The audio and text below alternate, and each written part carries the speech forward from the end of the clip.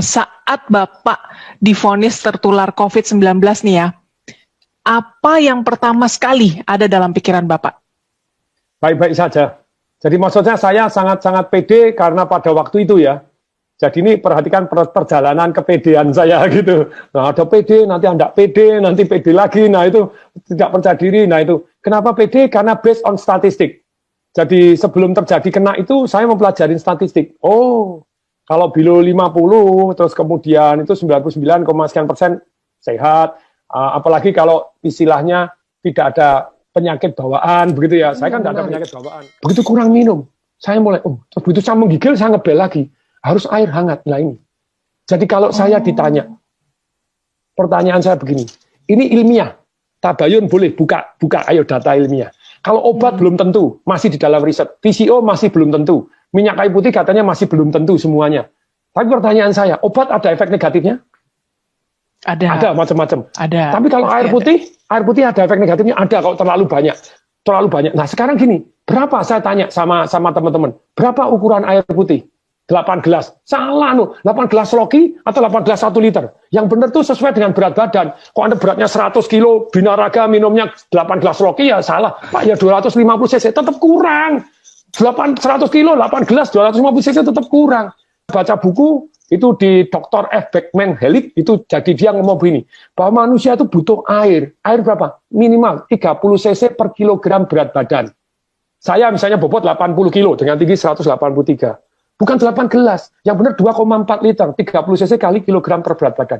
Pertanyaan saya, betul nggak kalau kurang air, ayo para dokter, para ilmuwan, kalau kurang air 4% Anda lemes, kurang 7% Anda sakit. Ayo mari kita buka, cari data, cari buku boleh.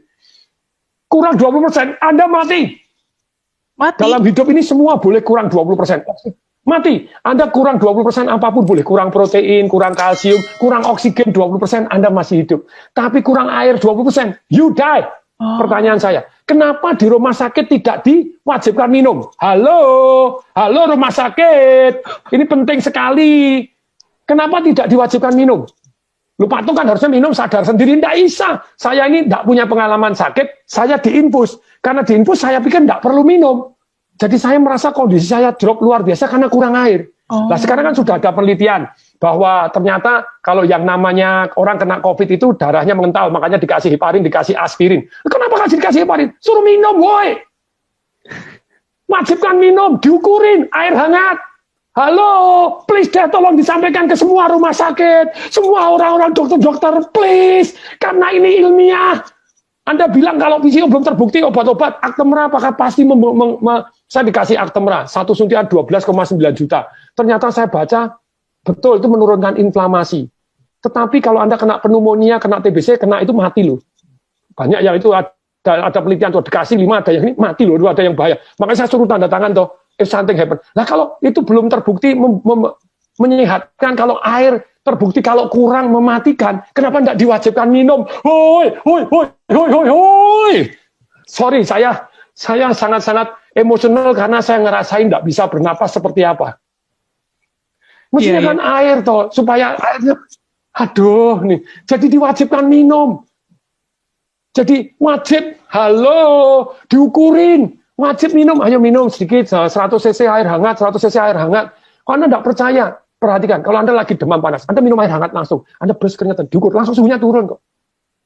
Iya. Coba, kalau ini sudah terbukti menyembuhkan, kenapa kok tidak diwajibkan? Wajibkan, boy.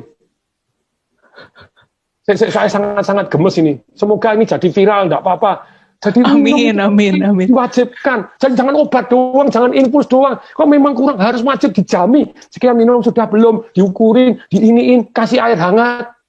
Nah kan tubuhnya jadi darahnya jadi mengalir lebih lancar, terbukti. Kemudian dong, minum. Lebih kemungkinan sehat lebih tinggi daripada Anda tidak perhatian terhadap mereka minum nggak. Ketika orang lemes, gini diinfus terus kemudian tidak minum, lah ya kasihan toh ya. Nanti dites darah tidak keluar, dianggap darahnya mengental. Setelah mengental dikasih heparin, dikasih aspirin. Aduh, suruh minum. Wajib. Minum air putih hangat ya. Air putih hangat itu yang paling penting ya, Pak Atung ya. Dan ukurannya 30 cc per kilogram berat badan. Karena tadi kalau air terbukti penting, kenapa tidak diwajibkan minum air? Pernapasan penting, kenapa tidak diwajibkan? Jadi jangan hanya obat boleh, please deh. Sejauh Anda tahu boleh, tapi kalau air terbukti kurang mematikan, kenapa tidak diwajibkan minum air?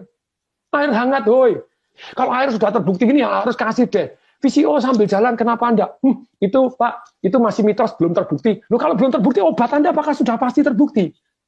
Kalau obat sama-sama belum terbukti, ini efeknya lebih ringan. Dan kalau Anda percaya enggak, kalau Anda yang sakit, saya enggak memujikan Anda sakit, siapapun Anda yang sakit, apapun dilakukan loh. Suruh minum obat ini, nanti kalau kemungkinan mati ya daripada ini ya, mati sungguhan ya apa ya, suruh apa ini. Lah kalau VCO kan baik-baik gitu ya, kenapa enggak gitu loh. Jadi ada penelitian bahwa ternyata orang yang gembira itu megahertznya tinggi, orang yang marah megahertznya rendah, dan orang yang megahertznya rendah kena sakit macam-macam. Jadi itu dokter penelitian, jadi orang-orang ternyata yang sakit itu gelombangnya beda dengan orang yang sehat.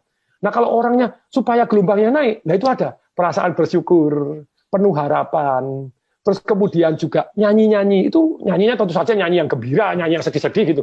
Terus kemudian ketawa tanpa sebab. Sekarang hati yang gembira, boleh kok, ayo tabayun kepada saya buka-bukaan data gitu ya. Kenapa nggak diwajibkan? Yo, kenapa nggak diwajibkan kalau ternyata secara ilmiah terbukti bahwa menaikkan imun sistem dan megahertznya tinggi, energinya tinggi, kenapa diwajibkan? Nyanyi bareng, ayo nyanyi walaupun pakai masker ini, nyanyi, nonton video lawak, itu diwajibkan. Kan itu cost nothing. Kalau diperkenankan Tuhannya. Misalnya saya diperkenankan kasih saya panjang umur dan sembuh dari penyakit ini. Tapi kalau saya harus diambil, izinkan ya, diambil dengan gembira. Harus protokol kesehatan. Ya, iya. Itu dari saya. Iya. Baik Pak Tung, terima kasih banget Pak sudah mau sharing sama Tagar TV. Sehat terus Bapak, dan semoga kisah ini bisa memotivasi mereka yang sedang berjuang melawan corona ya Pak ya. Ya. Salam dahsyat. Salam dahsyat.